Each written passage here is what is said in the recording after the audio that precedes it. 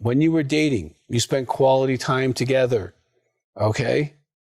So in marriage, you have to recreate that. It's called dating.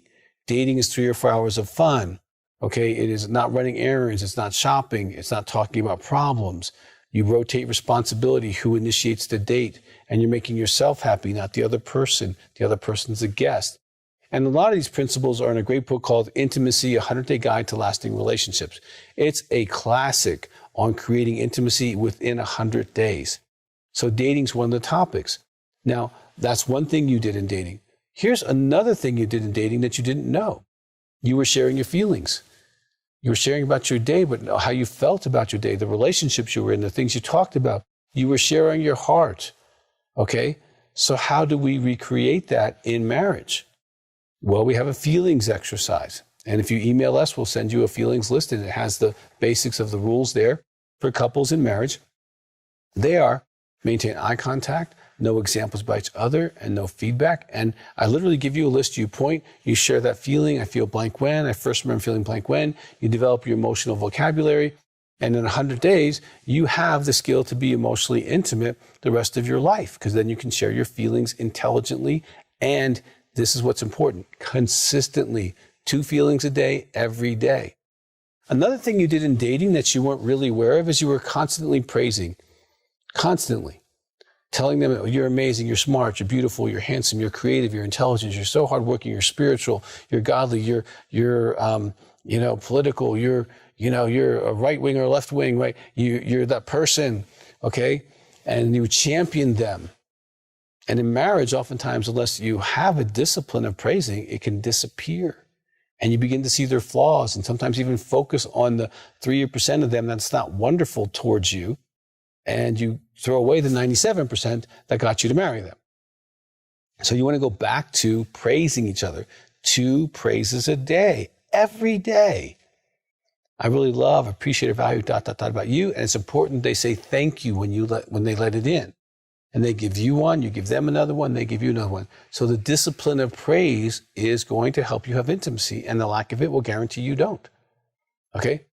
Thirdly, whatever your spiritual belief systems, you were probably involved with those together. In marriage, praying together is really important.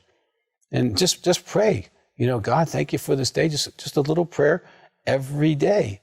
And you'll find that you are growing spiritually together and close. Okay?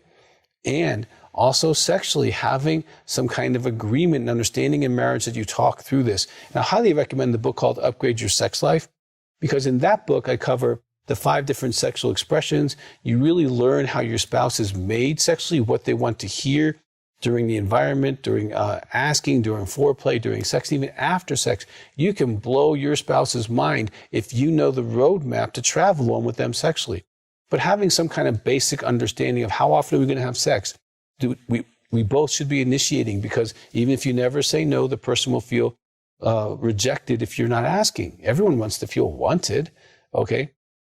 And making sure that there's some kind of regularity that you talk about, that you agree to, that you understand is going to happen, so that it doesn't become this anxious thing about manipulation and controlling each other sexually.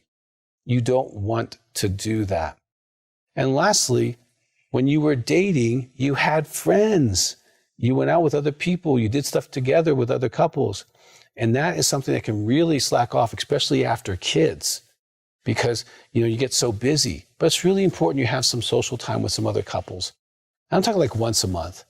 Have that time where you're talking with other couples, hanging out with them, learn from them, learn what you don't want to do, just experience other people. It's really, really fun. Well, these are the disciplines. This is how you maintain intimacy for a lifetime. This is how you get it back. This is how you keep it. Now, if you fall off those disciplines, you get fat again. Okay, now when you get fat, I've known this, I've done this many times, I've gained 20, 30 pounds. I know exactly how to get skinny. Okay, I just change my disciplines, I keep track of them, and I have a different body. I actually compete in bodybuilding, and I win a lot.